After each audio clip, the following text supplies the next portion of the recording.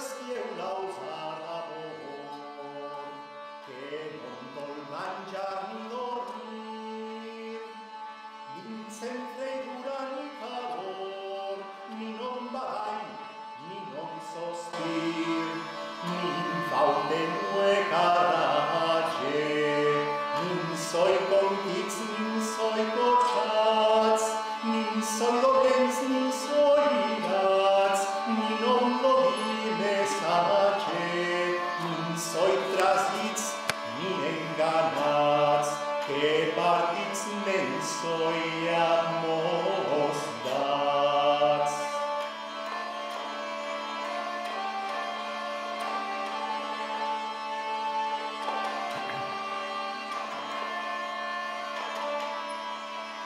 Jo crec que qualsevol cicle d'aquestes característiques i sobretot amb aquesta certa novetat, que és aquest caràcter interdisciplinar en el que no s'estudia només la música o només la pintura o només l'art, sinó que des de totes les vessants es vol entrar en el món medieval.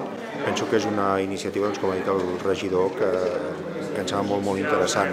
A més, en aquests temps que tothom parla de la crisi, que tothom parla de com la cultura està sent perjudicada per tot això, que des d'un ajuntament hi hagi aquesta iniciativa i hi hagi aquestes sinergies amb altres entitats, siguin editorials, siguin fundacions, em sembla que és fantàstic i que els intèrprets i els artistes en general n'estem molt agraïts i és un motiu d'esperança en tota aquesta foscor que sentim sovint.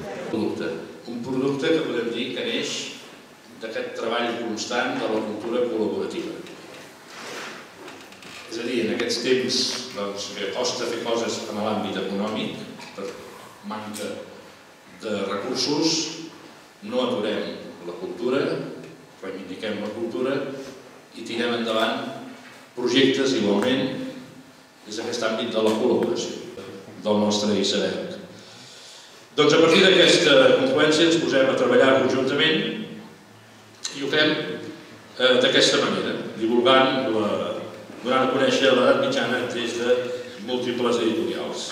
Al principi de dir aquesta cultura col·laborativa en temps difícils que fa, que sigui només l'esforç i el treball d'allò que culturalment cataloguem, propiciem, difusionem a la ciutat de Terrassa, li donem aquesta pastilleta, en aquest cas sobre la cultura medieval, des de la biblioteca, des dels museus, des de les pròpies activitats de la Seu, i configurem una lectura nova que pretén ser el primer cicle d'apropar-nos a aquesta cultura medieval.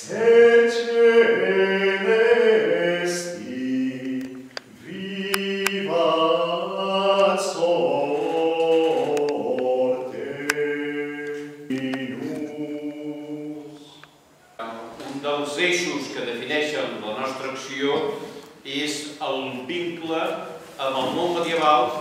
És un món important que ens explica la nostra història, però que, a més, diguem-ne, té un paper que cal reivindicar en el context europeu. Els clàssics medievals passen a ser transparents per al lector d'avui gràcies al treball d'escriptors actuals, que a més s'integren en la nostra mirada sobre el món.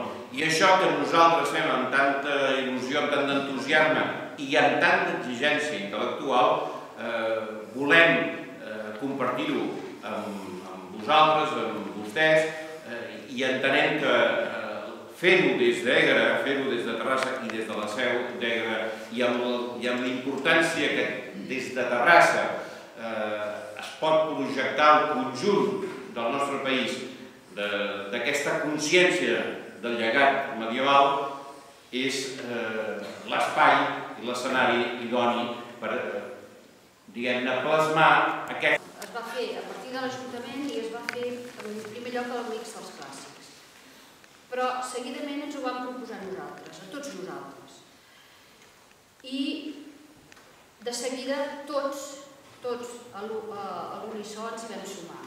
Però aquesta proposta, aquesta suma de tots aquests esforços, vam considerar que ens fa créixer tots plegats i a través de totes les activitats que trobareu en el programa que teniu, més algunes altres que encara s'estan coent a la cuina i que segurament es posaran en marxa el segon semestre d'aquest any, doncs trobareu activitats per petits, per grans, i que abasten totes aquestes temàtiques que nosaltres d'alguna manera representem. Bé, jo em dedico a la música medieval des de diferents vessants. Jo vaig estudiar musicologia i m'he dedicat als instruments medievals. Concretament construeixo alguns instruments, investigo i d'altra banda doncs canto. Llavors en els espectacles que faig intento unir totes aquestes coses, la interpretació, el cant, la didàctica moltes vegades i els instruments.